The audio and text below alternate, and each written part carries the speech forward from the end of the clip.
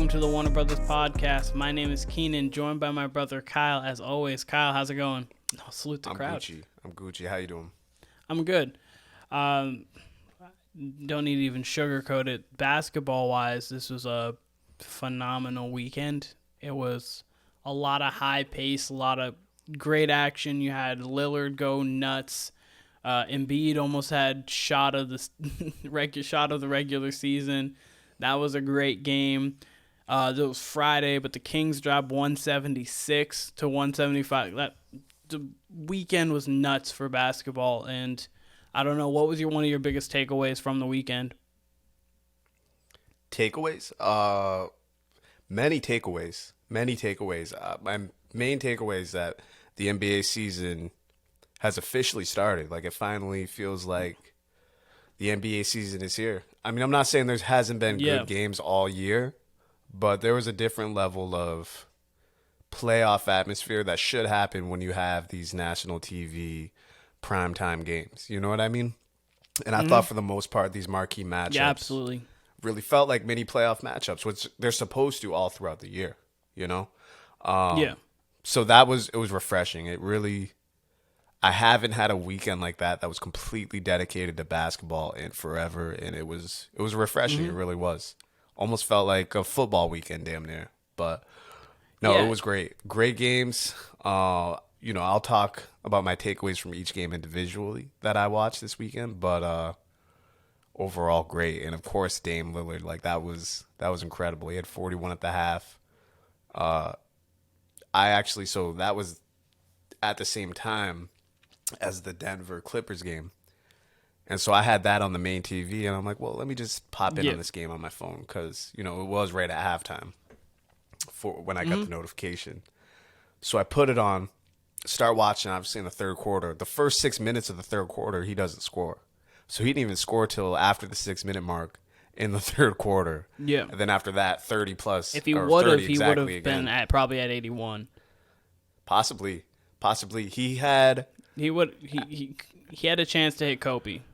Yeah, I mean, after he hit 71, he had a possession where they made him cough up the ball. And then Chauncey Billups took him out with about 40 seconds left, which I don't understand.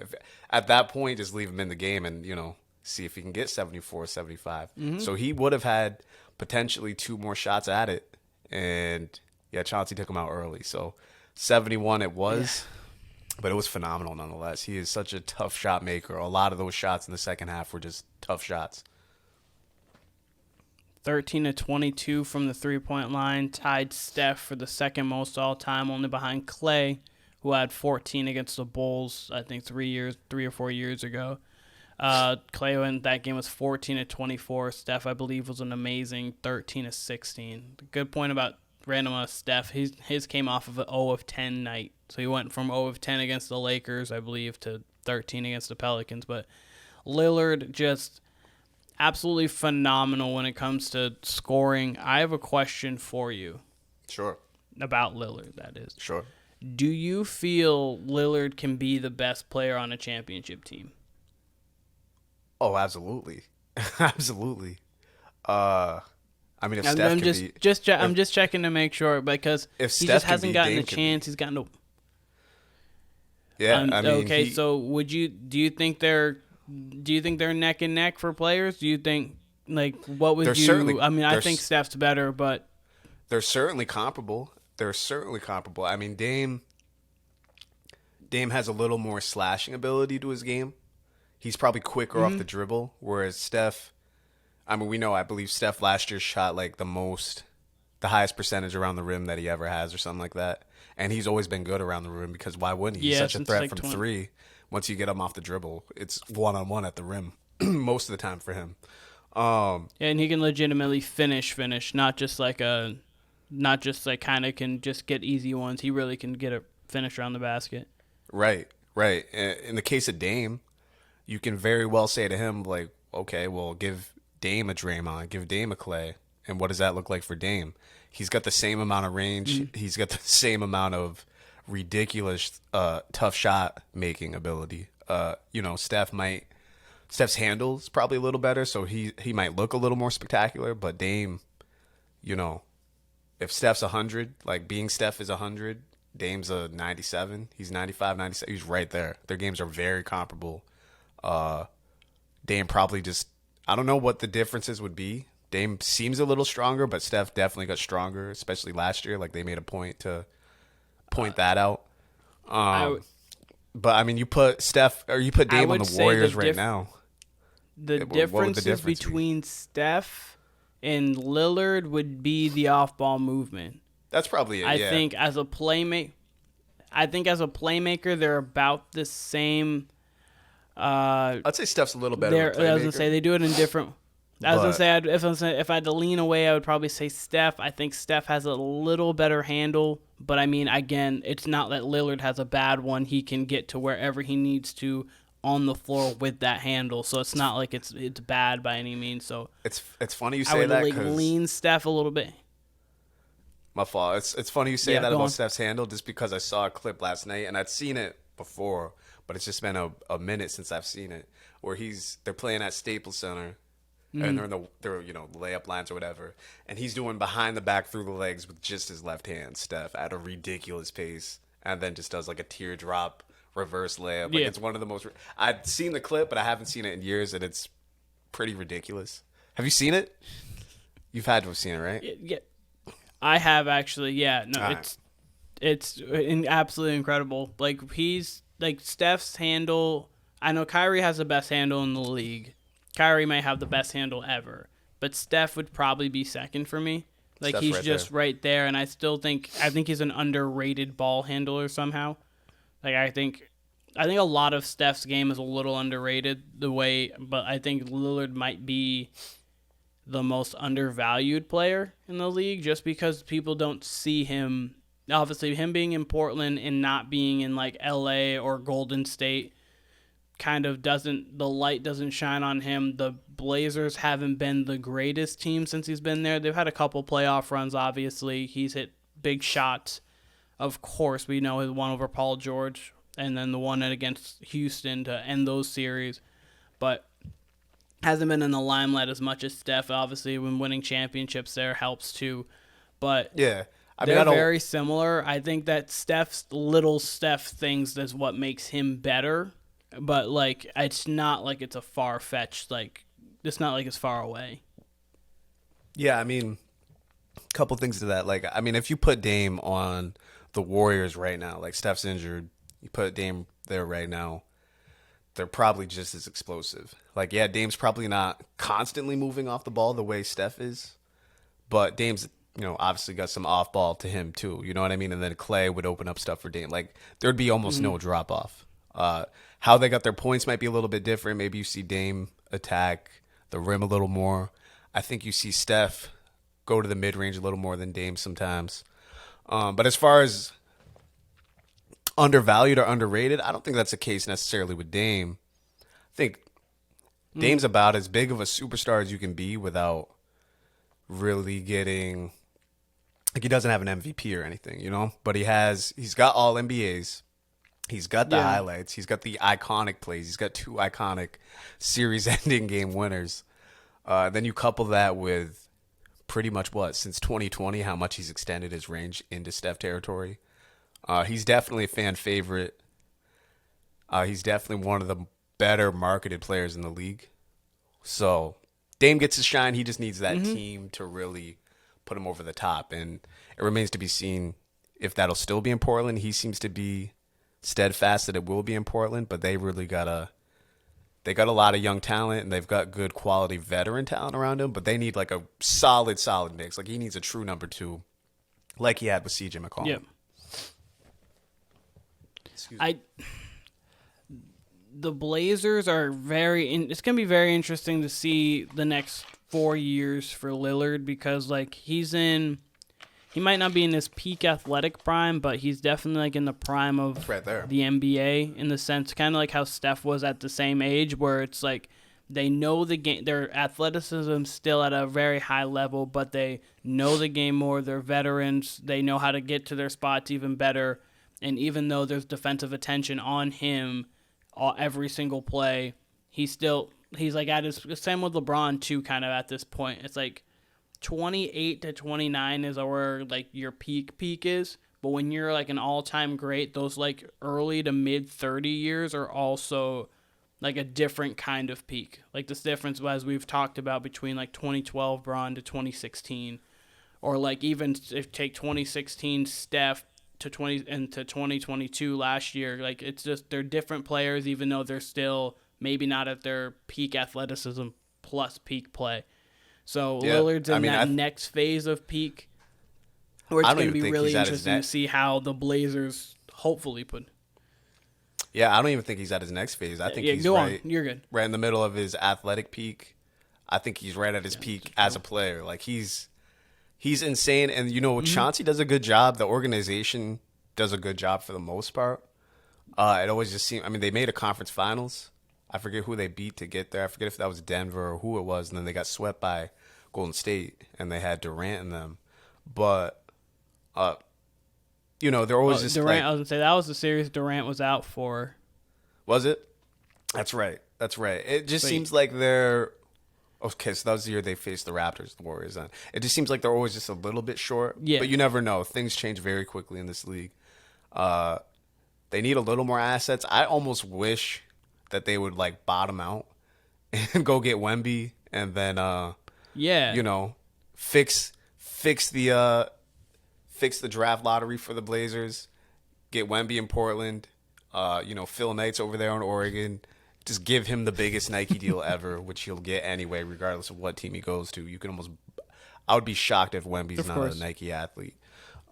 So that would be my dream, because then you can fast track Dame right to a contender, because Wemby's just that good and that special, it seems. Add one more player to that. But it looks like they're going to be in the bubble mix. I wanted him traded to Denver personally. Dame to Denver? That'd be what great. I want. Dame and Jokic. I wanted Lillard on Denver a couple years ago. If you would have traded if you were to take, I mean, it'd be hard now. They wouldn't do it. But like if you had Jamal Murray, Michael Porter Jr., even you try to probably keep Aaron Gordon, but if you had to and then got picks for Dame, I think if you got Jokic and you got Lillard and then you build pieces around them, have a lot of role players, I thought that's what I was hoping for like a couple years ago. I know there was like not really serious because Lillard didn't want to, but talks about Lillard possibly being moved because they were in like the CJ McCollum be moved, or is it Lillard? Like who is it gonna be? And that's where I wanted him to go, because I thought him and Jokic would be a perfect combo. Be like the modern, like kind of like how you would think of the modern big with point guard. They're perfect together, and Jokic obviously you could almost make an argument he's the best point guard in the league right now. Like when you're actually orchestrating an offense. Absolutely. Jokic is incredible to watch. But Dame, to speak to that trade on his way to thing, being Larry Bird. Yeah, being third MVPs. He's 7 foot Larry Bird, damn near. But him or Embiid. Yeah. It's gonna be it's gonna be a three person race, I believe, just like last year between Giannis, Jokic, and Embiid.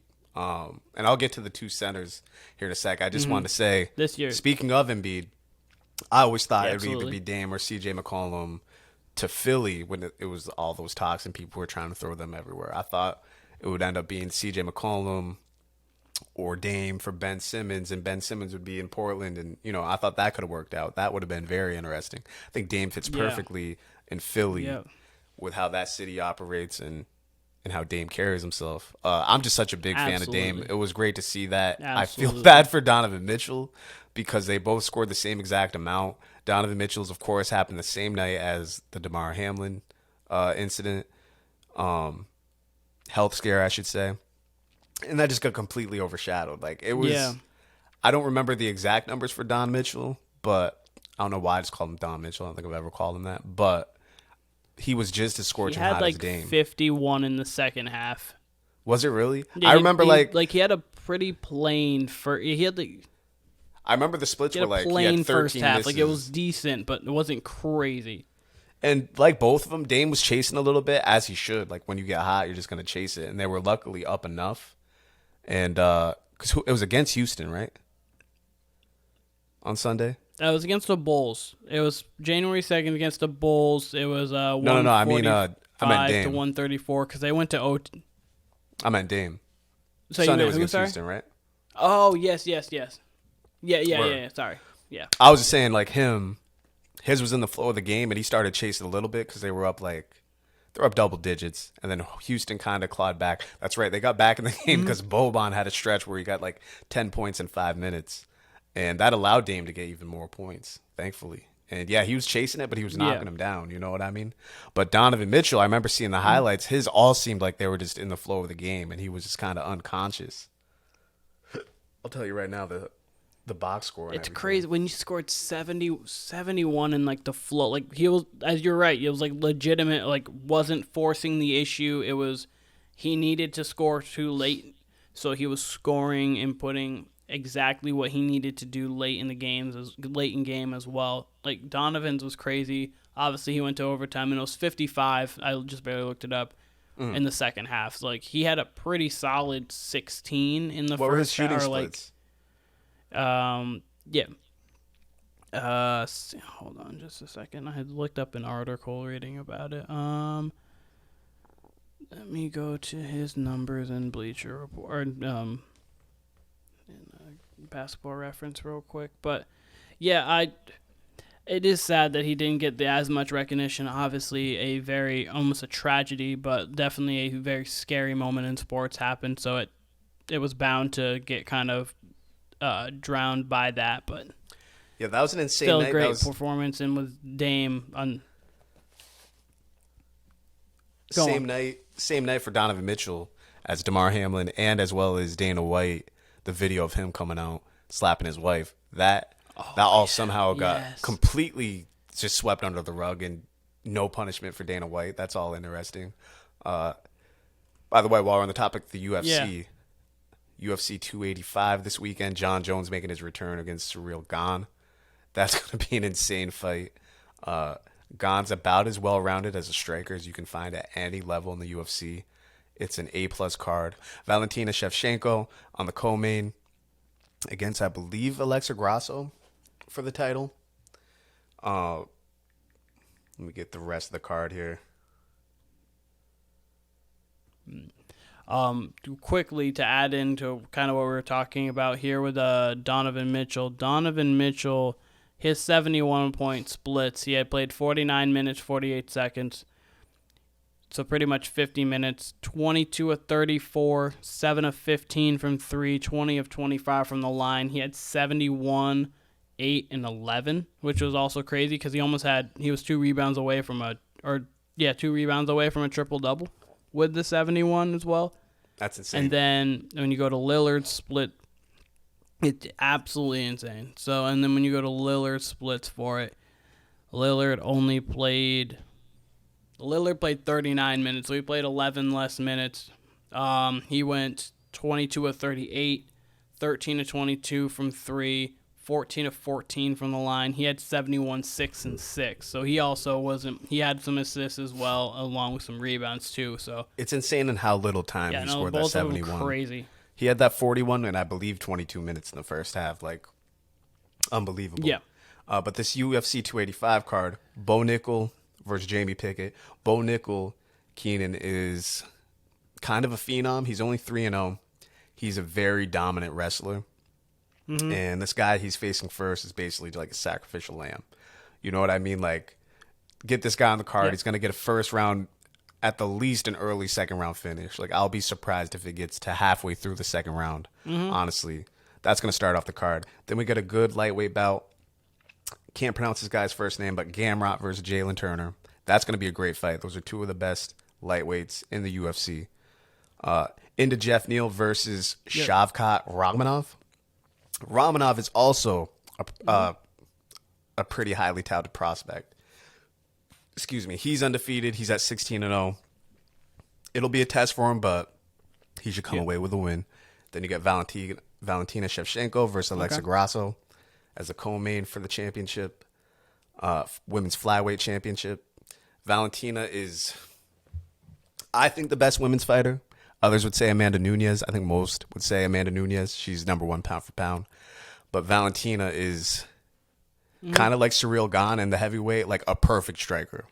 So you got 4 bangers just right there, and that's before we get to John Jones' Surreal Gone, and that could be the biggest test of John Jones' career. That's without even factoring in that John Jones has a 3-year layoff. So crazy night of fights. I can't wait. That's an A+ card, like a 9.8 out of 10 card, potential for 10 out of 10. Like that's how good it could be. So I can't wait. You factor that in with the games we have coming up this weekend in the NBA. It's a great time to be a sports fan, for sure. Factored in with the NFL free agency that we got. So everything's good. Yeah, free agency. Yeah. I did want to quickly mention, because every time you bring up UFC, I feel the need to bring up Battle Rap. Battle Rap had a huge weekend for itself. They had a rest in peace Pat Stay, but they had a Pat Stay Forever. They had a Pat Stay Forever card. So pretty much they had King of the Dot ran it. Smack actually came. He's the URL King of the Dot. They don't really mix well, or not mix well, I should say, but they don't really come together all that often. So it was great that Smack showed up to support for Pat Stay. All the legends of for KOTD. You had Hollow the Don. You had Hollow Hand, Disaster. Jin, actually, from BET. Jin actually made an appearance. Ilmac. Yeah, wow. No, they brought, like, they got everybody, like, on that one. So it was crazy. So like Charlie Clips, DNA. Oh, Pat Stay is one of the best battle rappers to ever live. Like, he's really, he's almost, he's one of the guys who was, like, almost unbeatable. Like, he just, and by the sounds of it, long mix in comedy. Yeah, oh yeah, he was 06, 07, wow. Roughly around there. Like, he was around for a while, and like he has legendary moments for sure. It's like Murder Series Jones era. Honestly, all of them. Like, he's been around that long. He's one of the best battle rappers ever, and that's for sure. He's one of the most unbeatable battle rappers, just because he can almost he's big, but he can also nullify, like, the quote-unquote gangster or, like, hood, like, whatever you have. He can almost nullify it by just being funny or doing whatever, kind of making it less serious than it is. Like, he's very good. But, yeah, they had that card going on. Plus, it was Chrome 23's 1-year anniversary card. That Chrome 23 is a league that Remy Ma put together. So they had the first ever women's tournament championship there with C3 in Caution. They had Easy the Block Captain face Hitman Holla. That was built up. Obviously, you have Hitman Holla, one of the biggest battle rappers ever, with Easy the Block Captain, probably has the best battle rap run in history, you would have to say. Honestly, he's on a winning streak right now against legends. K Shine Goods, as a Hitman Holly, he actually beat him, I would say. Then you had A Ward against Vixen. That was a great battle as well. You had there's one more. Oh yeah, Miss Hustle, one of the greatest female battle rappers ever, against Shuni the Rapper. So, like, that card was crazy in itself. And so it was all at the same time, too. So it was a crazy weekend for battle rap. I had to mention it because we mentioned UFC. Yeah, we took a random detour. I guess it just goes hand in hand. To the UFC, to the battle rap. Yeah, no, that sounds explosive. Yes. Rest in peace to Pat Stay. How and when did he pass? 100%. He passed the same time, roughly around about like 6 months ago. Honestly, see the white boy? I can't think of. Yes. Okay, I remember when September 4th. So that happened September 4th, 2022. He got stabbed in Canada because he's from that area. So I think it was Ontario, if I remember correctly. No, Nova Scotia. It was in downtown Nova Scotia, but he got stabbed, unfortunately, over something stupid that she shouldn't have been even, like, involved with. So it was very reckless endangerment there, and yeah, no, he's a true legend. Damn, rest in peace to him for sure. Let's get back to the NBA. What games did you watch this weekend? What's that? The games that I watched this weekend, I saw some of Boston versus Philly. I saw some of the Kings game as Kings Clippers. Excuse me real quick. I saw... Sorry, I'm trying to remember exactly what games happened this week. I saw some of Milwaukee Phoenix. I also saw some of LA Dallas. And then I kind of kept up with other games as well. I kept up with I didn't watch it, but I kept up with the Clippers in Denver. And so I kept up with Philly against Miami. But I kept up with some, but I didn't fully watch those ones. I'll say this, Philly-Miami I did not watch. That was last night. But I will say most of those marquee matchups I watched. With the exception of Suns-Bucks, I was kind of had it on the background. I didn't watch that as intently as I did the other ones. I'll say this, starting with Clippers-Kings, because that really kind of kicked all this off. Really, it kicked off on Thursday with it was Sixers-Grizzlies, I believe. That was a great game. But Friday, the double OT game.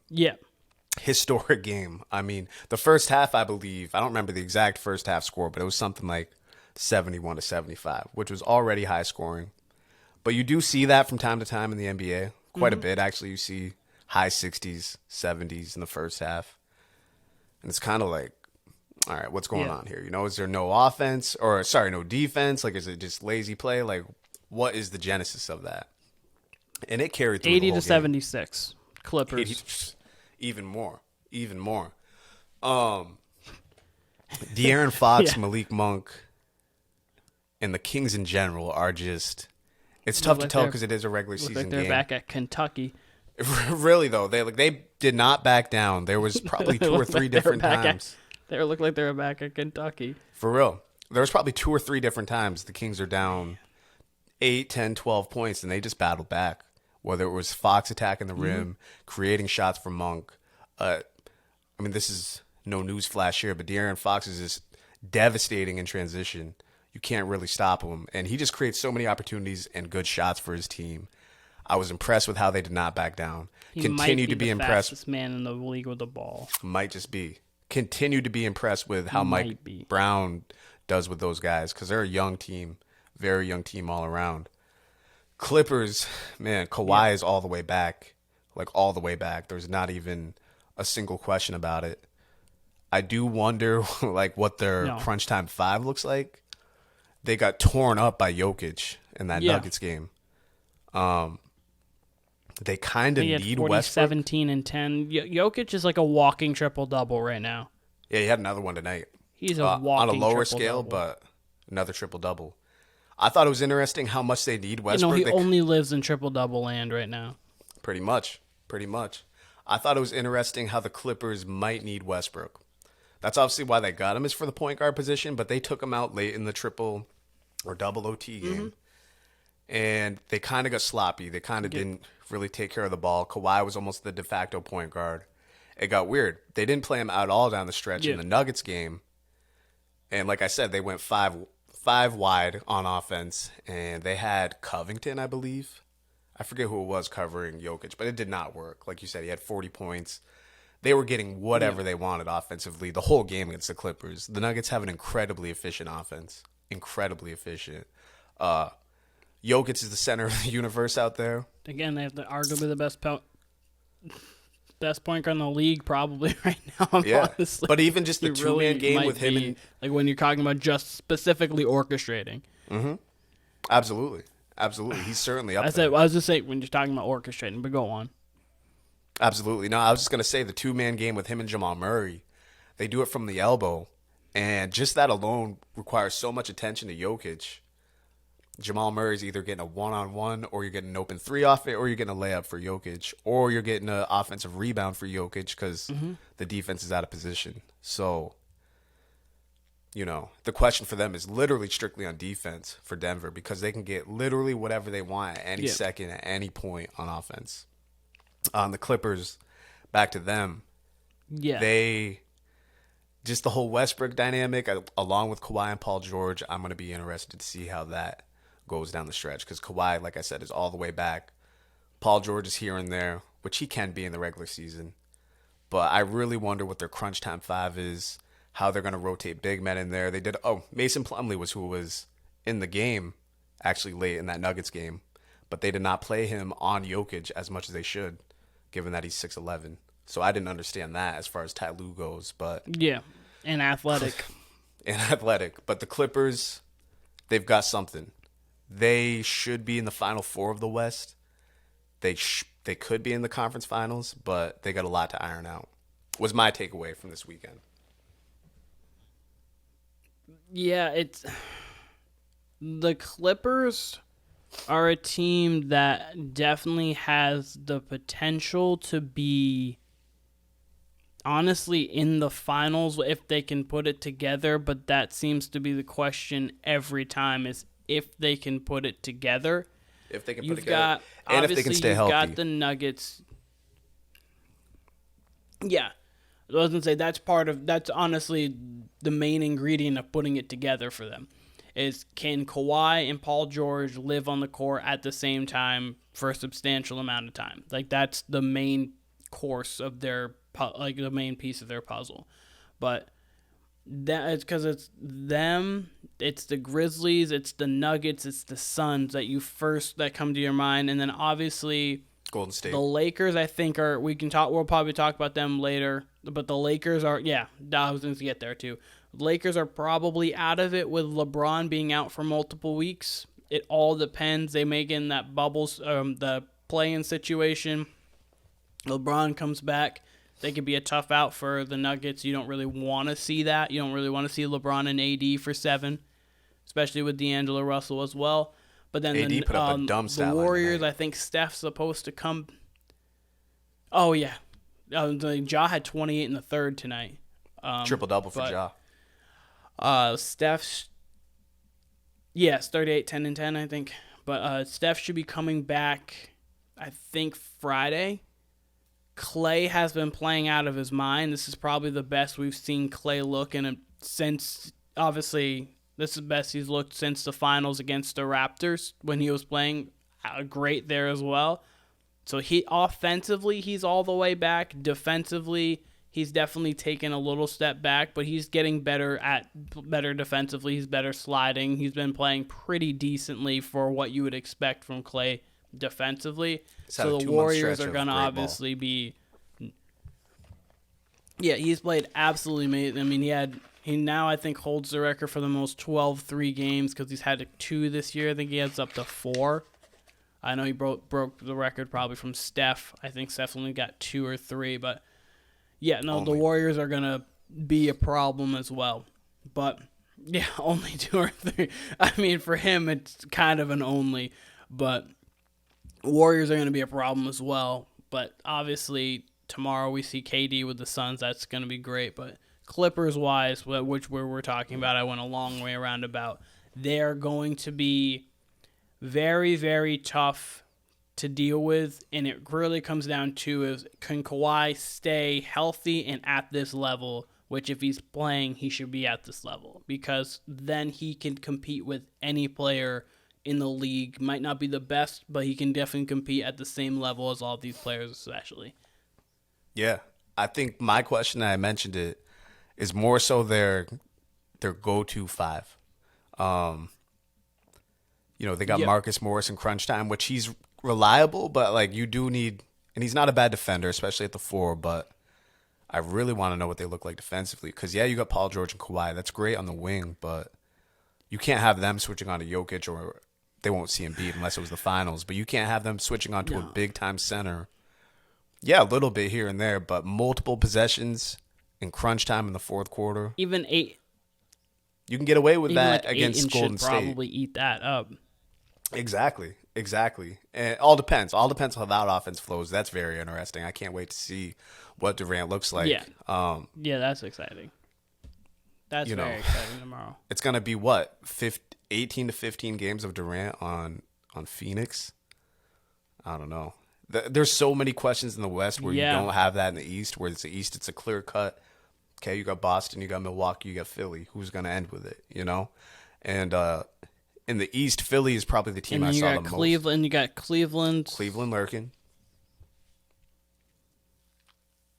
I was going to say Cleveland lurking. The Knicks have been playing hard. And then obviously Brooklyn's been kind of tailing off a little bit. They lost their superstars. And then Miami's always going to be a problem. So you've got really like the big three, as in the Bucks, Celtics, and Sixers. The Cleveland Cavs, who could play spoiler because they are that good. And then the Heat, who are going to be a super tough out, along with the Knicks because they play great defense and they know who they are. But yeah, you can go on with what you're saying about Philly. Yeah, tough East, definitely not as talent heavy as the West. Philly, I thought was interesting because I was going to come in here and say the same thing about about James Harden that I did about Kawhi, that he's all the way back. Like, James Harden can now blow by people off the dribble. Yep. And his step back's effective. The pick and roll, the Embiid. I don't know where it happened. It's great, and he claimed like the whole last year that he was injured, still with a calf. Cool. This is how I know Harden's all the way back, though, in that Philly-Boston game on Saturday, which was a phenomenal game, felt like a playoff game from the jump. Oh, yeah, absolutely. Jason Tatum's him. And, Tatum didn't have a great game scoring-wise, had trouble finding a rhythm. Embiid was phenomenal. Embiid was the best player in the entire game on both ends of the floor. He refused to even, like, step outside to shoot a jump shot hardly, which made him unguardable. When he's doing that, he is absolutely unguardable. And James Harden that's what we talked about like 6 months ago. Yeah, use the three as a weapon and not as as a shot in your arsenal. Use it if you absolutely have to. And that's why Jokic is that's why Jokic is such a problem, because he uses they shoot the same amount of threes, but it's where he gets his threes compared to Embiid. Because Embiid when Embiid's the pick and pop Embiid where he settles, you're like, okay, thank God. Like, he's 7'1", 265 to 280 and has some post moves. So you're like, let's keep him away from the basket. And when he does that, you're thinking. But as you said, when he's next to the basket, he can do whatever he wants to do because he's got touch, he's got moves, he's nimble, but he also is very strong. So unguardable. You want him. He really is unguardable. Yeah. I mean, Jokic will have games where he doesn't even shoot the three. I don't think he shot the three against the Clippers once. And if he did, it was only once. He lives pretty much 18 feet in and will shoot the three if he has to. And, if he's shooting it 3 times, he's going to make it 1 or 2. Rarely does he go over 3. But yeah, no, Embiid. So I was going to say, Embiid getting whatever he wants at the bucket, getting to the line, this and that. Harden was only looking for his shot when Embiid was off the court, which is good from a point guard perspective. But in a game like that against Boston, where Tatum's not playing well and Embiid's got it rolling like that, Harden got to 20, 21, I believe, but he certainly wasn't looking for it.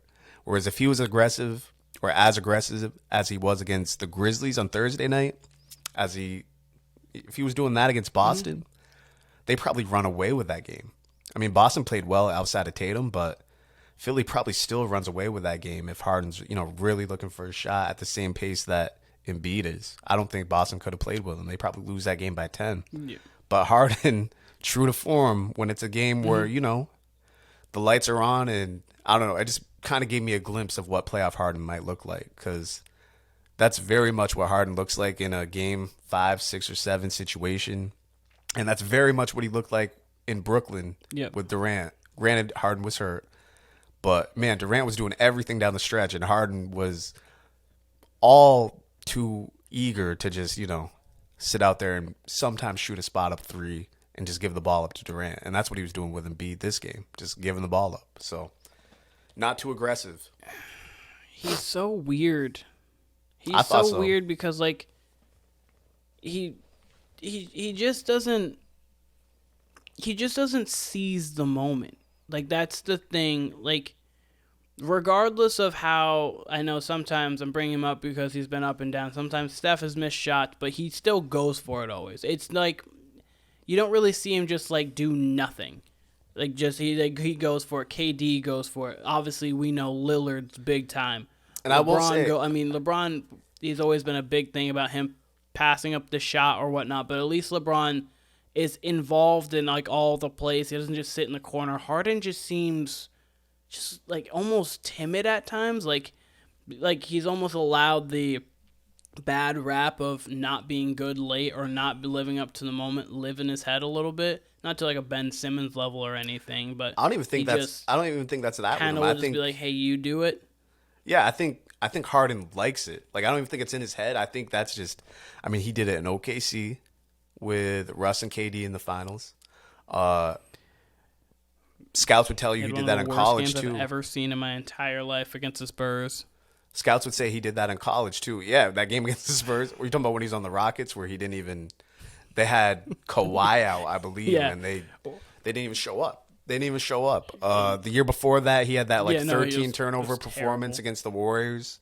Maybe 9 turnovers. Maybe I'm fudging it a little bit, but no, I mean in this game, I think Harden. I think it was 12 or 13 turnovers. It was terrible.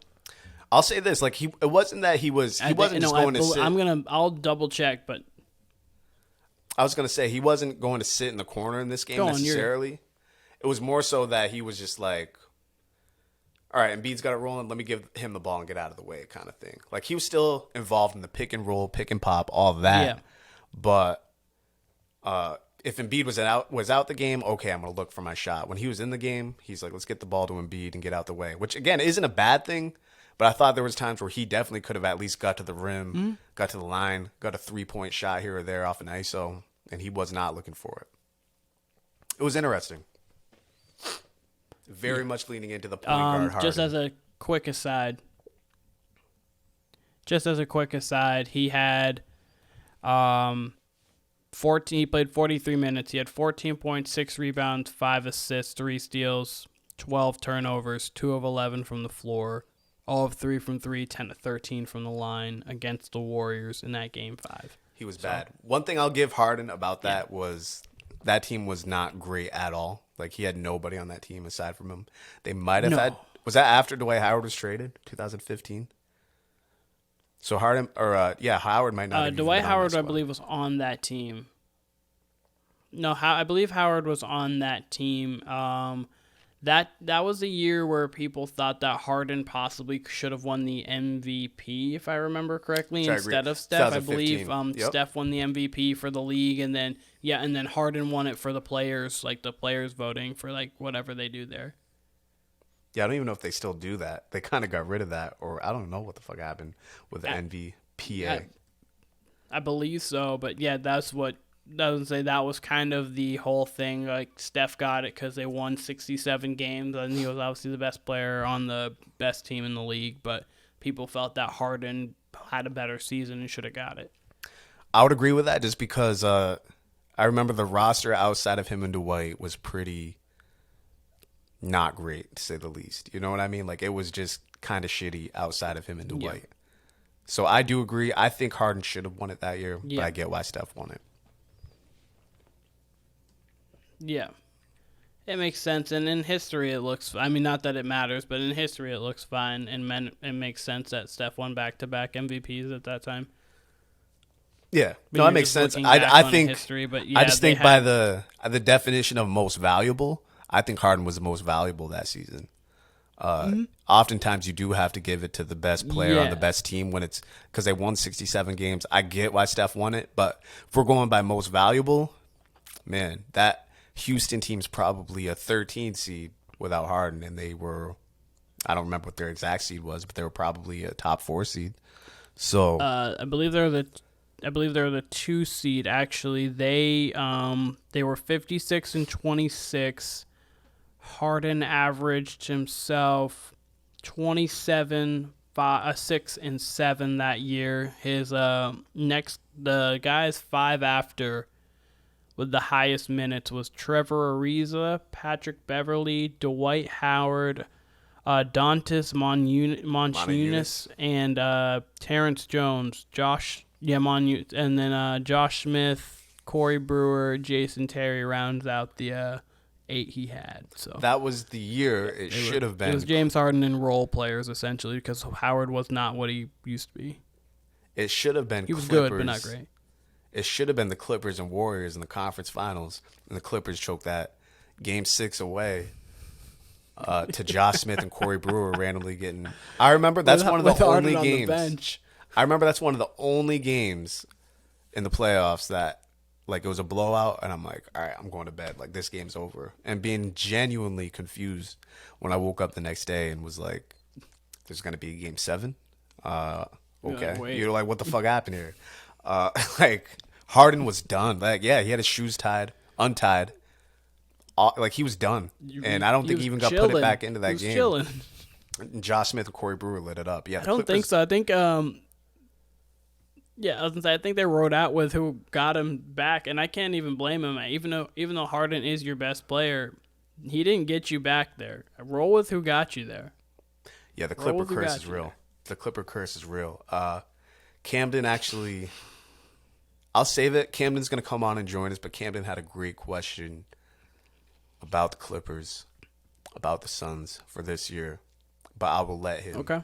I will let him ask that if he comes on within the next few weeks, certainly before the playoffs. But yeah, the Clipper curse is real. I'm just waiting to see like what actually happens to them this year. Like we talked about them a little bit, but you know, when they say with the Cowboys, what can go wrong, what will go wrong? No, that truly happens with the Clippers. You know, that year. Absolutely. That year, it was the Bucks and Suns in the finals. Kawhi was as good as anybody. Any one of Giannis and anybody. You pick a player, Kawhi was playing as well as them, if not better, on both ends of the floor. Tears his ACL. Absolutely. And, you know, in a wide open year. And I was going to say, and he had a couple posters. It was. That would have been like the year of Kawhi if he would have, like, that playoff run was like special. It was the same thing as Kevin Durant the year prior, like before he got his Achilles. He was playing out of his mind on that playoff run. He was amazing, and then got hurt. And that's how Kawhi's playing right now. Like Kawhi, everything is easy. Sometimes you see the lift's not there in his jump shot, so his shots are short late in the game. That's it. That's the only thing right now. Other than that, defense, off the dribble, everything's there. We've yet to see like a true poster yet, I think, but that's all coming. He's scary. I really want to see how Paul George compliments him. I really want to see what Ty Lue does. I mean, I know I'm repeating myself here, but truly, like, what are they going to do? Because it's fairly wide open in the West. Again, repeating myself, but it's wide open. And you mentioned LeBron and the Lakers. Who would be your favorite right now? It's got to be Denver. They have the least amount of questions. I think Golden State's interesting because I think they're about 7 deep. You know, if they can just make it to the playoffs healthy, I don't think anybody wants to see them in a playoff series. I think Draymond's playing really well. He's been banged up here and there, but he's even choosing to shoot a little more. And as you mentioned, Klay the last 2 months has been back to, you know, the Klay we're used to seeing. So long as Steph can stay healthy, you need defense out of Jordan Poole. Wiggins has been out with some sort of family issue. They're not saying what it is. Personal reasons? Yeah. And I'm directly affected by this because he's on my fantasy team, and we are right in the thick of things in fantasy basketball. Same. We have 2 weeks left, so I'm in another league. I'm in my work league where I actually matter. I'm 9-9 right now because instead of doing by categories, we do it by record. I'm 9-9, tied with 2 other people who are 9-9, fighting for that 6th spot. So I'm in Wiggins being out on my team. I have Steph out. I have Wiggins out. Giannis has been in and out. Jamal Murray has been in and out. Anthony Simons is out. We're going through it right now. I got Simons on my squad. We win this week. We play the worst team in the league next week. We can get something done if we win this week. This week is the most important week until the playoffs, depending if I'm there or not. I've got Nate this week. He's like a half game behind me. He's the 6th seed, even though he's a half game behind me. I'm the 4 seed. And then I got D-Roy next week, who's the number 1 seed. So I need to at least lose by 1 this week. And then, you know, in order to justify a flat-out loss against D-Roy next week and still make the playoffs. So if I get blown out twice, there's a chance I just bottom out and don't make it to the playoffs. But I don't foresee that happening. But we'll never know, day by day. But which is tough. So yeah, Golden State. No, I think they're about 7.5 players deep. There's favorable matchups, but I mean, they're gonna want to get up to at least the 6. Probably they want to get out of the play-in spot. I would say the Lakers. I would have felt good about them up until this LeBron injury. He's gonna be reevaluated in 2 weeks, so he might be out. Yeah. Excuse me, closer to a month than actually 2 weeks. Excuse me, goddamn, I keep burping. But I could see him not coming back if they're out of the playoff hunt. Like if all depends. For some reason they haven't like really right said now, what the actual tailspin but they haven't really said what the actual injury is, right? They just said it's a foot injury. Like they didn't say whether it's a sprain or anything. Yeah, it feels like it's to the bottom, so it could be like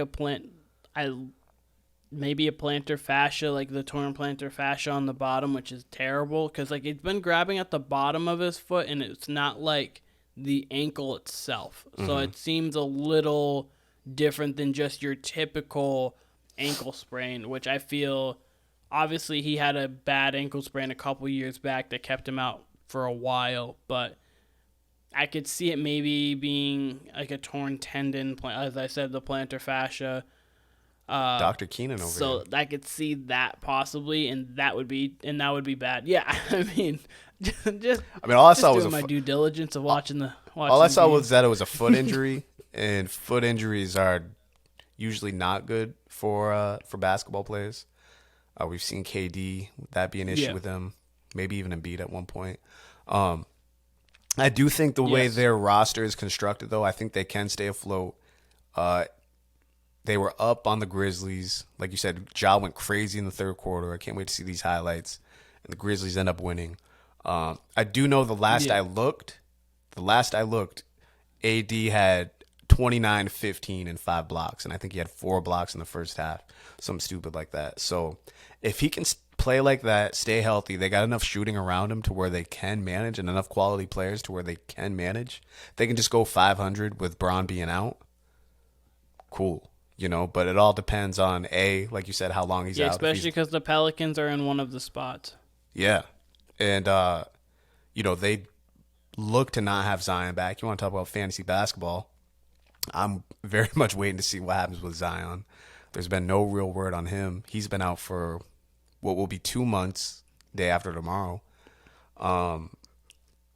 But yeah, no, if LeBron's only out for 2 weeks, which it'll likely be more than 2 weeks, right? Let's say 3 weeks. If they can go 500 in that 3-week span and AD misses no games, which is a big if, then they still got a chance at it. And you would like their chances in a play-in game situation, more than most. I don't know who's in the 4 spots right now exactly. Absolutely. But I do like how the Lakers look since the trade. I will say that. But yeah, hopefully Bron's okay. Oh yeah, they needed to make this trade earlier. What hurt them is they started the season off 2-10, and they've been playing catch up ever since. Because from that point, I believe they're 27-23, so they're 4 games above 500 from that point. Which 4 games above 500 right now is the Suns at the 4th seed. So not that they would be there exactly, but the way they started the season, especially with how jam-packed the West is, I mean, the difference between the Kings at the 3 and the Lakers at the 12 is 7 games, which isn't crazy. Obviously, it's probably not going to get to the 3 at all, but the difference between 4 and 10 is 3 games. So this down the stretch is going to be great, but as you were saying, definitely the Lakers just need to try to stay 500. The Pelicans might fall out. The Timberwolves might fall out. The Jazz could fall out. So you could see maybe Portland, see the Lakers kind of sneak into maybe one of those spots. And you don't want to see LeBron and AD healthy in a 1-on-1. Or you don't want to see, like if the Nuggets could choose, I'm pretty positive they'd rather play a Zion-less Pelicans team, a Timberwolves team, a Jazz team, rather than seeing the Lakers in the first round. I promise you that. I'll say this about those teams you mentioned in the play-in definitely spot. They're a team that's going to be scary. Those teams you mentioned in the play-in spots, I'll say this. The only one I could truly see like just falling out would be the Jazz because they probably have the least amount of talent. But they play so well together and they play so hard consistently. It's not a gimme that they fall out. You know what I mean? And Oh, you combine no, that with the none of them are a LeBron, gimme. They got to work for it. right? You combine that with the LeBron injury, it's definitely going to be tough. But this is why you pay AD. This is why you make the AD trade. So let's see. You mentioned you agreed with me that you think would Denver be your favorite in the West? It's between them and the Grizzlies, but like Denver kind of has to be. They've got probably. I'm shocked to hear you say the Grizzlies. I mean, with the way that I think that the cohesion of the Grizzlies. I mean, they've been playing some of the best basketball in the league this year. Obviously, they have one of the best records, but you would have to say Denver. They've got. You could argue right now the best play, like the way he's playing, the best player in the league. I think Giannis is, but like you could argue. I mean, he's been the MVP 2 straight years. He might get it a 3rd straight year for the first time since Bird.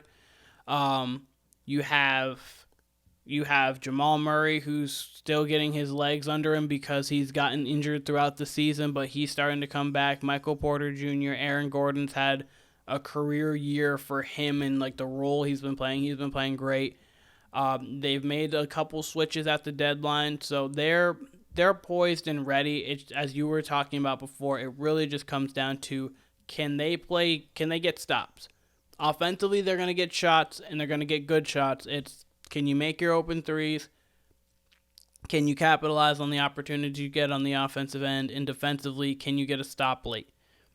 I was going to say, because Memphis can get a stop late. I know defensively for them, it's going to be can they consistently get offensive production outside of Ja only doing things like Desmond Bane's obviously been playing pretty well. He's been in and out a little bit too. Jaren Jackson, can he consistently keep his offensive game up? I know defensively he's a monster. So it's going to be that with them. And then obviously Phoenix, it's going to be how well do they mesh. Golden State, how healthy can you get? Clippers, how healthy can you stay? But I would say the Nuggets probably. Yeah. I think you kind of undersold Jamal Murray. Jamal Murray's he's pretty much back as well. Like he's playing really well. He just dropped 30 tonight. He was getting whatever he wanted offensively. It's just he's been in and out a little bit. Sure. But I like where he's at. It's just he's been a little out now. I like where he's at compared to. I bring him up again, but the Clippers, just because we've mentioned the health, but they sat so much with load management early in the year, with it not even just being Kawhi and Paul George, like some of their role players as well, you know? Kawhi doesn't look... I think the only time we're really going to see Kawhi sit now was like if it's...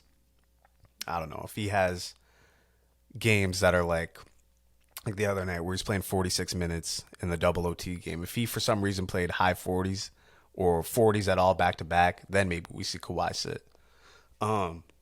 Excuse me again. Yeah. But my questions with the Grizzlies is can they get quality shots late? Or is it going to be, because a lot of their fourth quarter offense is jogging to the cup. So I want to see what that looks like. I'm less bullish. That's the number one question for them. I'm less bullish on the Grizzlies this year more than I was last year. You know, I had them getting to the conference finals last year. Right? I think I picked them over Golden State. I can't remember. I can't remember your preseason, but your postseason, you had them beating the Warriors, Warriors in 7, and then getting to the conference finals, and I want to say losing to Phoenix. Something like that. Yep. Yeah, that sounds right. I think it was losing to Phoenix. That sounds about right. I think it's been funny. The Grizzlies, who I've been caping for, by the way, like I've had so many different arguments where I'm like, how can you hate the Grizzlies? They're the young up-and-coming team. Ja's the most exciting player in the league to watch. Like, how could you hate the Grizzlies? Then Ja comes out and says in that interview, we're not afraid of anybody in the West, anybody in the league outside of the Boston Celtics. Grizzlies have not done shit for them to say that. They haven't even made it out of the second round. So they've officially earned the villain tag after that, because only bad karma could come out of that. That alone has me picking against them in whatever round. You know what I mean? I don't think they make it past the second round just off that, unless Ja goes completely crazy, which he very well could. But I don't know. It's bad karma. I really do believe in that. But no, it's interesting. There's so much talent in the West. Personally, yeah, absolutely. For me personally, I really do like their roster, and I really think it's well constructed.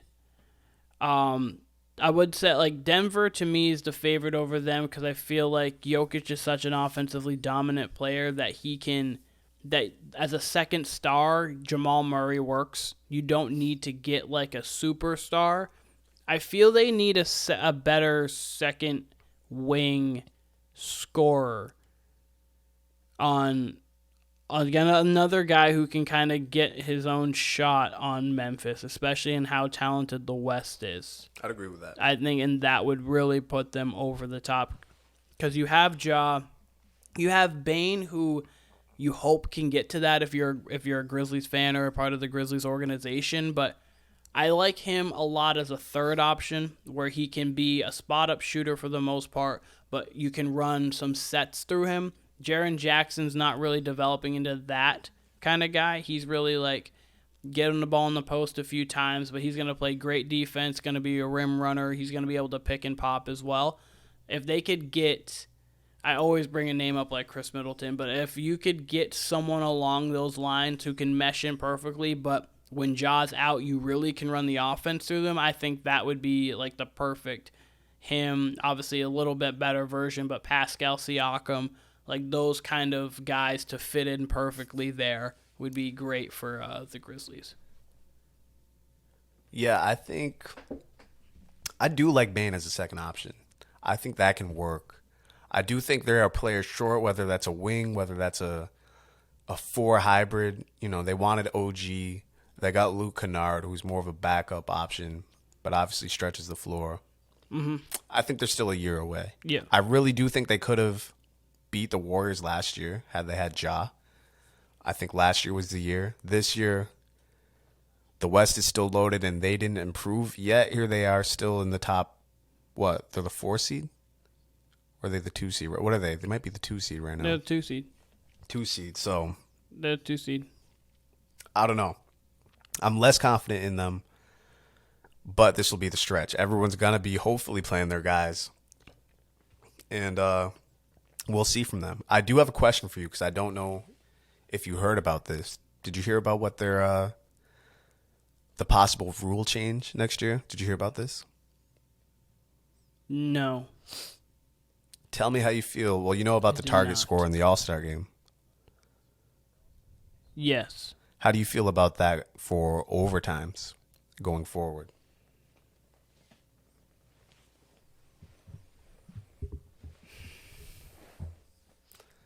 I don't know if I like it. I don't know. Do you want to know the reason? The thing about the NBA. Tell me the reason first before I go on. Yeah. Reason would be, this was the exact example they used. This isn't out of Adam Silver's mouth, but this is the example they used in the article that I read.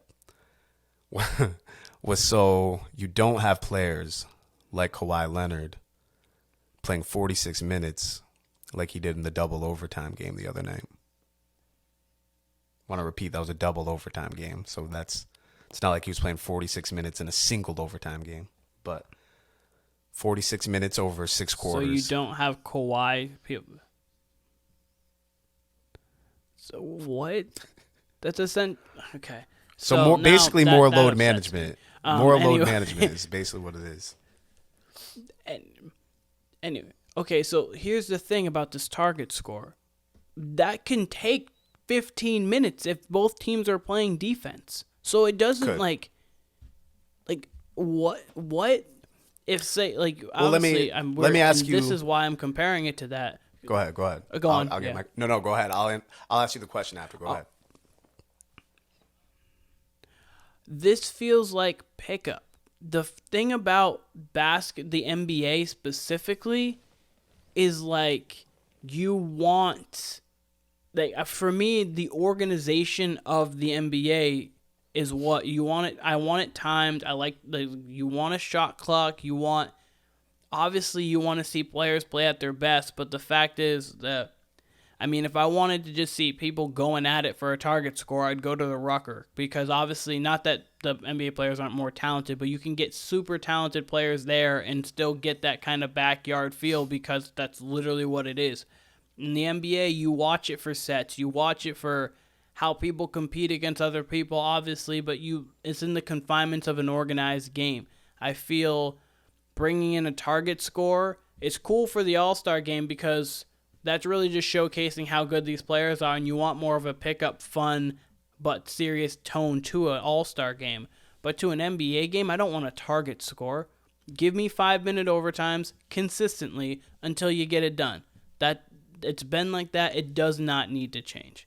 That's my opinion on that. But you can ask your question. My pushback to that would be, I've never watched an NBA game for offensive sets. I can say that. My question, it's kind of a rhetorical question. I like them.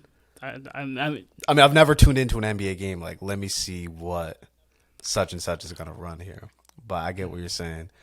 But no, I mean, but at the same time, I like to watch like when out of bounds plays from like Spolstra. I don't know. I'm weird, I guess. I like to see those kind of things. It's the same thing in football. I like to see like the schematics of everything. Well, I like to see the strategy, but really I've never tuned into a game for like how the Heat are running their offense. I do want to see how they're going to combat such and such on defense, maybe, but never really what the set offense might be or such and such. Yeah, but I guess that. I get what you're saying there, and yeah, I know I'm a little weird not that I'm specifically like, yeah, I need to go see this, but I guess I just don't want the NBA to feel like a pickup game. Essentially, I want it to feel like an organized game. Well, and I feel that gives it a more of a pickup feel. That, I guess, that's just kind of the problem with me on that. I would say, and we're getting away from my question, but I would say in the playoffs, it does turn into a pickup game late in the fourth quarter, because it turns into who can get a bucket. You know, you do need ISO scorers. So I do like that aspect. And to be honest, I probably would like this aspect of a target score. It probably would be really cool. And you'd probably get raised intensity like we did see in the first All-Star game. The first time they used it, we saw raised intensity. My thing is, this is my question to you. Did you ever once in your entire NBA fandom, have you ever thought like, man, I wish overtime was changed in a way, or this needs to be overhauled? Like, have you ever felt that way about? Never, right? No, there's no need to change something that I don't think is broken. Exactly. I think there's far bigger issues in the NBA. Games. Yeah, 12-minute games. I always thought it was a little odd that it wasn't a 6-minute overtime, because you didn't just cut it in half. But 5-minute it's a minute. It's not like it makes a difference of anything. 5-minute overtime. Again, you're tied after that. You go into a 5-minute overtime again. It's really not that crazy. I've always just been like, okay, like in the NFL, when they change from now every team gets a possession, from having just a first team, whoever gets, like, that was fine to me, because when you have Orland, obviously that was in the middle, they had if you get a field goal, the other team can combat that and get a touchdown or whatnot, then it's winner takes all. I was fine with that, because in the NFL overtime, I was like, it could change. I'm okay with it, because the NCAA is different than the NFL, and I was like, yeah, I kind of could see how the NFL could change. So when they changed it, I was like, yeah, I'm fine with that. I mean, I've literally never even considered thinking about changing the overtime in the NBA, because there's so many more things to worry about than the NBA, than Kawhi playing 5 extra minutes than he possibly could have. So let me say this. He's an athlete paid to do this. Let me say this.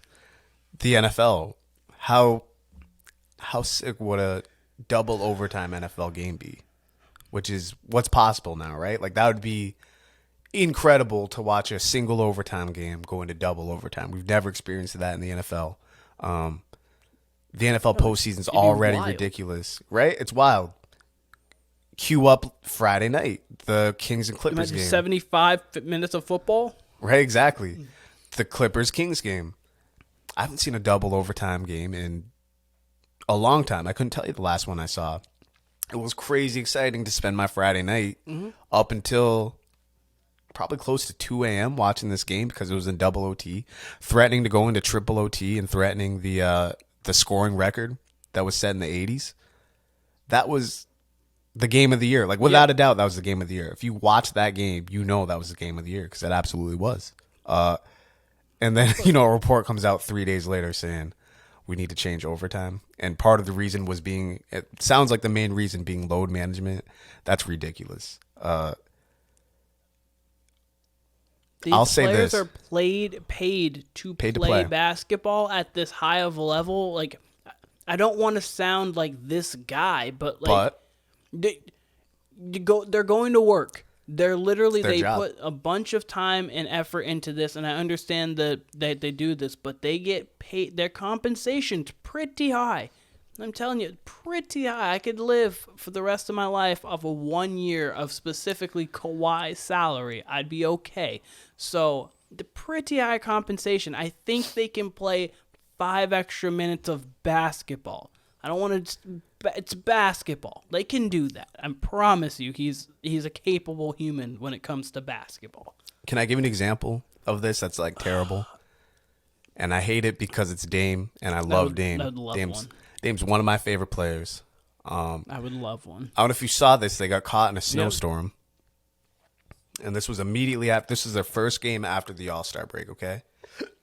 They get caught in a snowstorm on their way to Sacramento. I want to repeat this again, Keenan. This is their first game after the break, right? So they've already had about a week off. Yeah. Let me first say, and I meant to say this at the beginning of the podcast, Dame drops possibly the best NBA freestyle. Did you see that? Haven't heard it. Go check it out. They were stuck on the plane because of the snowstorm. I went over Glorilla's tomorrow too. It was might have been a 16, but Dame ripped it. And I don't go out of my way to listen to Dame's music. I've heard some of it, and I like some of it. He can definitely rap. He's got some skills, but NBA rapper has this kind of stigma to it. He kind of ripped it, and he threw in some basketball bars and punchlines without it being corny. He ripped it, right? Back to the situation at hand, though. So they're stuck in that snowstorm. They get to Sacramento on, I believe, what would have been Thursday. I think that was the first games. He sits. Literally, the only thing Dame did was play in the All-Star game, which we saw. Everyone jogged up and down the court. He did the 3-point contest. They get in the snowstorm from Portland to Sacramento, whatever it was. I don't know where the fuck they were coming from. I'm guessing Portland. And he sits. So he already had a week-long break. Yeah. He sat at the game at Sacramento, who was a good team. For what reason, Dame, are you sitting? And then, of course, he dropped 71 on Sunday. Maybe he needed the extra rest for the 71. I don't fucking know. But I didn't find any reason for him to sit. That Thursday night game, that was like stuff like that. There's no need for it. Sure, if he had 2 games before that and you want to sit him on the third game, sure. Coming off the All-Star break, there's literally no reason for it, especially Dame Lillard, a top 15 player in this league, to be sitting. There's no reason for that. And again, I don't want to sound like the old guy either, but it is so getting ridiculous to this point, and I'm glad I thought we were at the point in the season where that was over with, and maybe it is for Dame, but man, there's no reason after an All-Star break, which, by the way, they did that to accommodate the players, too. It used to be they would be playing the Tuesday after the break, maybe the Wednesday.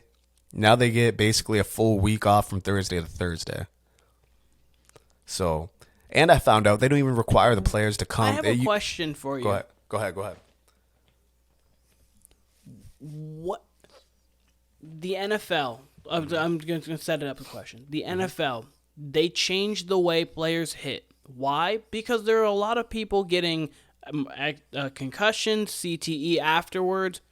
There was a lot of health reasons why they changed the way the game is, and it's a little more fun of a product to watch, even though a lot of big hits were fun to watch, but also we love scoring. We love to see the 38-35 back and forth Mahomes, Josh Allen game. We love to see that. That's phenomenal football. It's great to watch. I understand why we took out the Kurt Rambis and Kevin McHale. Like, I understand why that's not there and not just that was a common foul. That's okay. I get why that would be an ejection.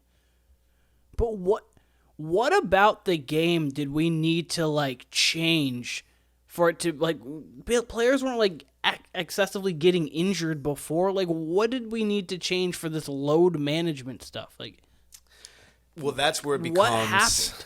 That's like, where it becomes. I get it, but like, what happened? To me, that's where it becomes an Adam Silver thing, because he's instituted a lot of.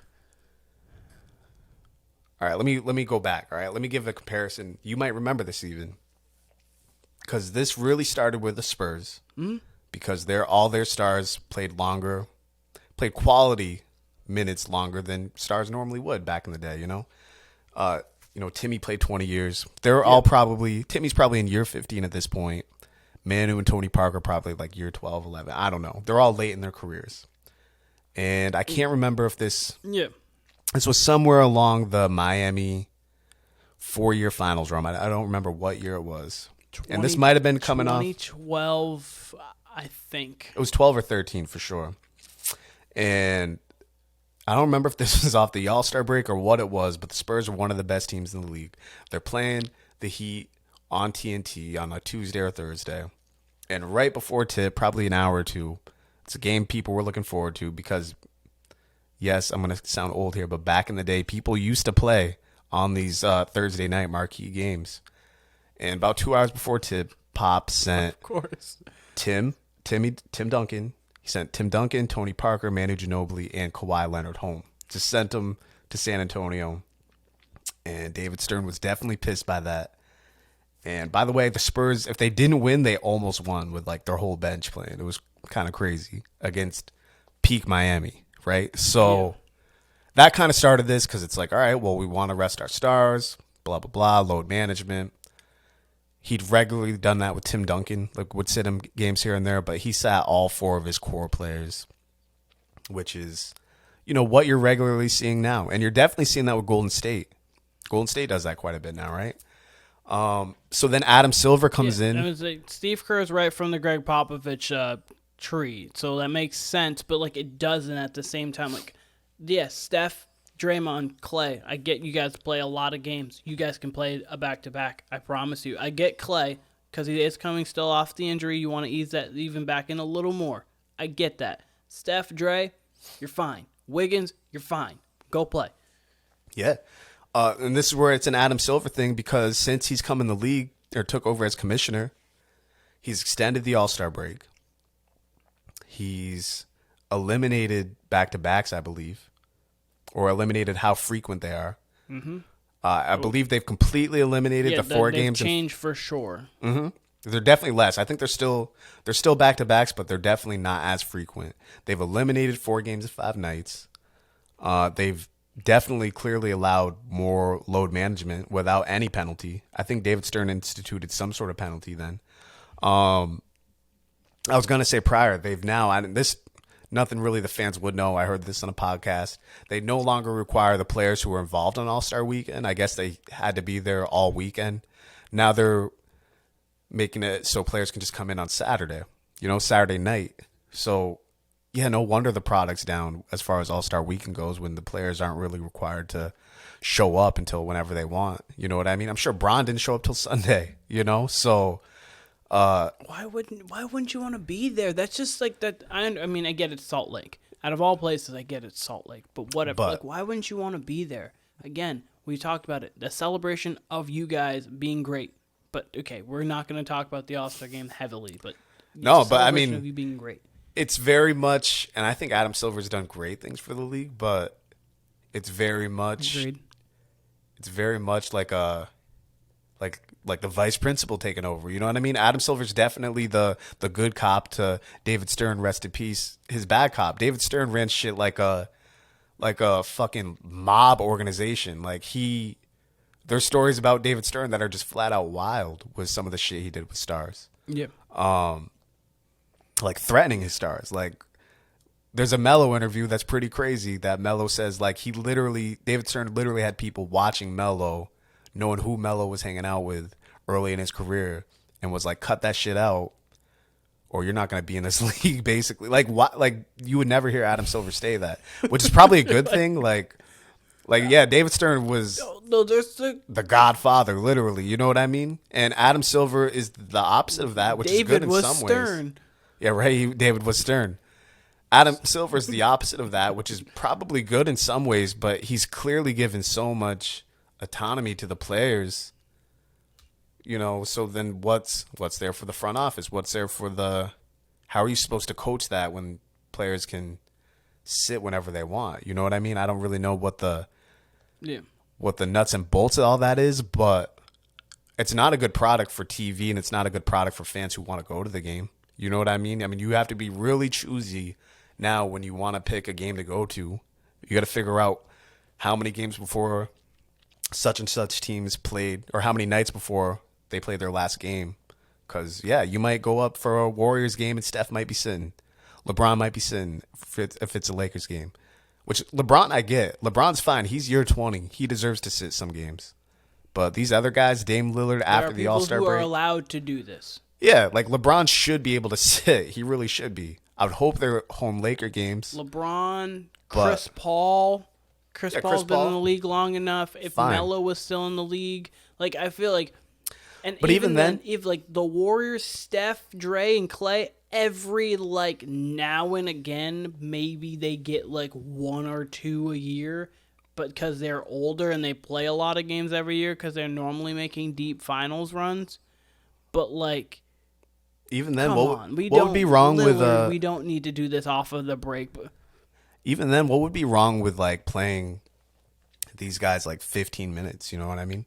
And one thing I want to mention that I remember watching from the Magic Bird documentary that they did, Magic was like, if he didn't want to play a night, they would just blow the team out in the first half. He'd sit the second half. He was like, right. yeah, like he would go and they'd be going to games for showtime. They'd be like, yeah, I'm not really wanting to play tonight. Like, let's just get up early, let the role players and let the bench players get in the game. Why isn't that the mindset? I understand that doesn't happen every single night and that can't always happen. But, like, you're paid to, like, I thought that was so cool to think to, like, Magic was like, all right, I don't really feel like playing this bad team. I'm just going to go get 18 and 12 and get up by 35 in the first half just so I can rest in the second half. And thought it was cool. They got 13 roster spots. Like, you got plenty of people you can dig into the bench for. You know what I mean? Like, that's why you got these roster spots. Yeah, I don't understand it. I hope there's some sort of remedy over the summer because it's definitely going to come up. It just can't happen. But I think we're pretty much wrapped up here. I don't know if you have any other. No, I don't really have much. One thing I did want to bring up, though. What's up? One thing I did want to bring up, I want to shout out because I happen to watch women's college basketball a little bit. I watch a little bit of men's college basketball too. Caitlin Clark is a phenom. It's a baller. She makes games fun. She dropped 34-9 the other night and had a game winner against Indiana. I wanted to shout out Caitlin Clark because she's fire. And I'm sad Paige Bueckers is out this season with a torn ACL because that's gonna be I've called it for like the last year now. They're gonna play next year in the championship game and it's gonna be Magic Bird-esque. I'm feeling it for the WNBA. Obviously, Caitlin Clark and Paige Bueckers is gonna be that. I just want to point out that Caitlin Clark game winner. Same play. That's what I'm calling. Same play as Reggie Miller's game winner versus the Bulls back in the day. Watch those two side by side, same exact play. Yes. Same exact, coming off a double screen to the right elbow. That's what I'm calling. I feel the way the WNBA is starting to gain more popularity. I mean, obviously, I don't think it's never going to like touch the NBA, but I think it's gaining more popularity because women are starting to play with a little bit more flair. You've got Caitlin Clark, who I feel she plays like Steph in the sense of like she pulls from anywhere. She plays like Lillard, pulls from anywhere. She's got flair to her game. And then obviously Paige Bueckers just has a lot. Paige Bueckers plays a lot like Chris Paul, but even a little bit, a touch, not more flashy. Chris Paul's pretty flashy when he wants to be.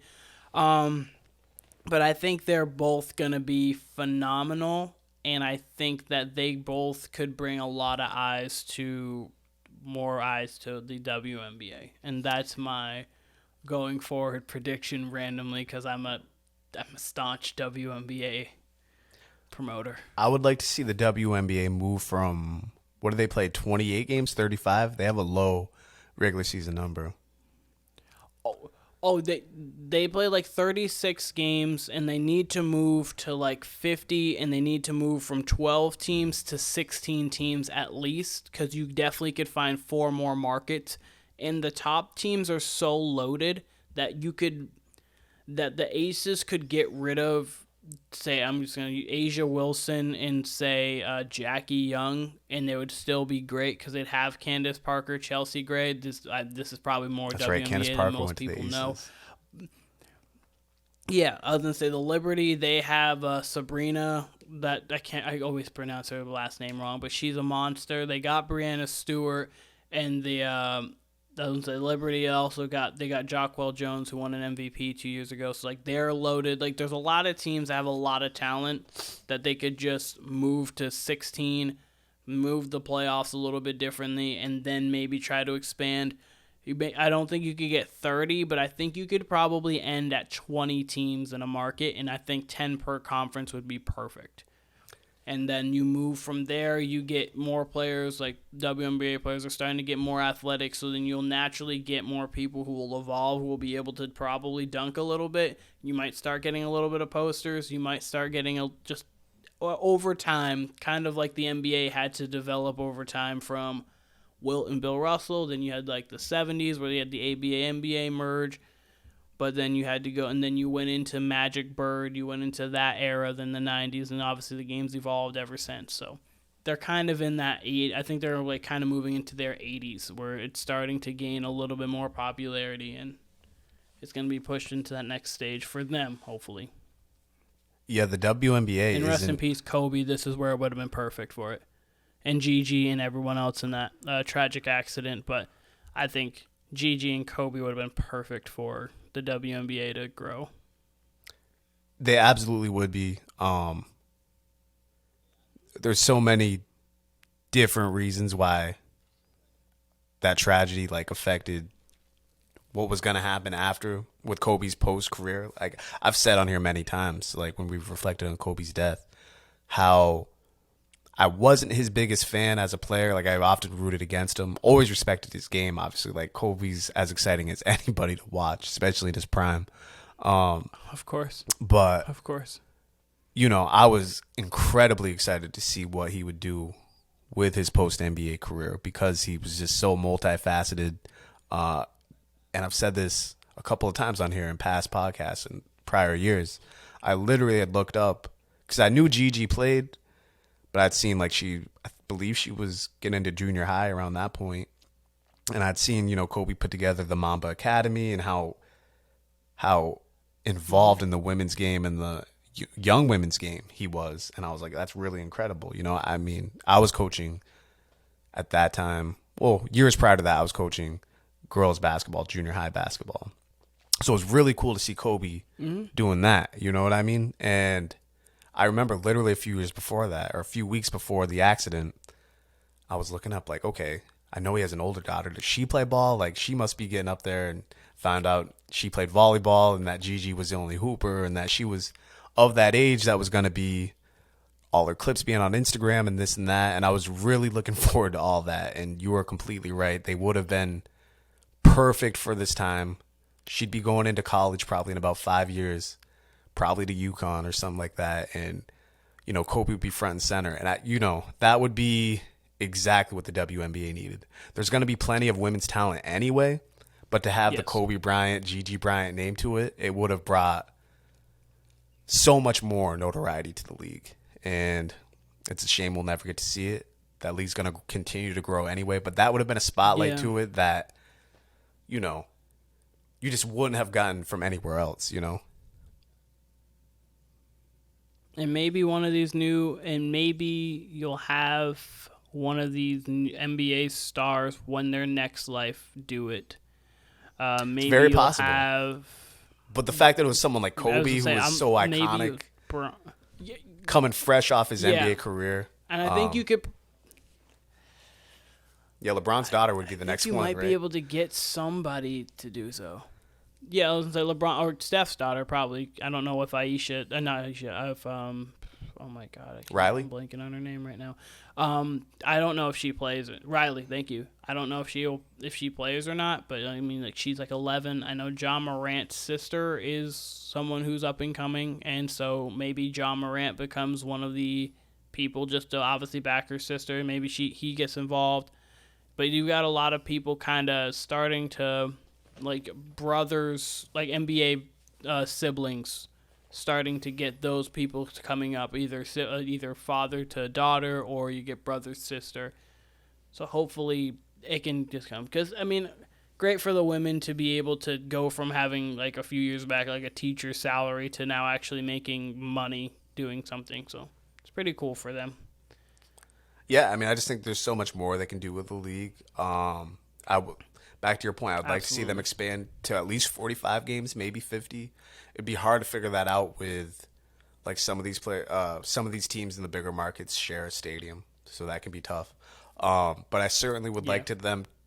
I would assume they're expanding. I think I've seen maybe, I don't know if it was Memphis or another big city that was in talks about a WNBA team. So I think expansion is like inevitable for them, but I would love to see more games because 35 is just not enough for a professional basketball season. You gotta at least make that 45, 50, you know? Yeah, and it's perfect time. It's in the summer. Their playoff format, I think they got to change too. Some of them are best of 3 it's great still, because right? like if don't they have best of 3 it's like series? a weird they have like a single game, then best of 3, then best of 5. It's weird how they do it. How I would do it is like I would love to, as I said, extend it to 16. I would have probably 12 teams, 6 from each conference make it because you need an even number. I mean, or 10 even, but like I might go 12 to start off, and then I might keep it at 12 even when you expand to 20, so like more teams would miss. But I would have the first game for how they have it single elimination, so like the 3-6-4-5 matchup single elimination. Then the next round I'd have 5, and then the next I'd have 7. Because I think you would add the winner take all in that first round. I think you could add a lot of intrigue, and then the next rounds you've gotten to like okay, best of 5 and then best of 7. But it just all depends on timing too, because every 4 years you've got the Olympics, so you got to take off some time for that. You also have. You don't want to be fully caught up. I mean, it kind of does every year, but you're going to be caught up kind of in football. I would probably, if they're smart, I think that if you extended it to where the end of the season isn't like the first 2 weeks, but it's probably like by week 4 or 5 of the NFL season, because that's when the frenzy has calmed down a little bit. Because you have like obviously the first couple weeks of NFL is like it's back, oh my goodness, and then you have. You got to get into the flow, so it's not like it's like regular to watch football, and then you have the WNBA playoffs there, possibly right before the NBA season starts, because I think that'd be great for the summer to add something to consume other than baseball or hope for the Olympics every 4 years. For sure. Baseball's got a pitch clock. That's all I know. That's my update on baseball. But, yeah, this was the Warner Brothas podcast. And that's the last thing I wanted to say. I'm good now. Word. This was the Warner Brothas podcast. Like, subscribe, follow, all that. We will be back very soon with Tim Gray. We will be talking NFL. Be on the lookout for that. Keenan, great talking to you. I will talk to you very soon. Talking to you as well. Got a lot of good games this weekend. UFC 285. Can't wait. Keenan, see you soon. See ya.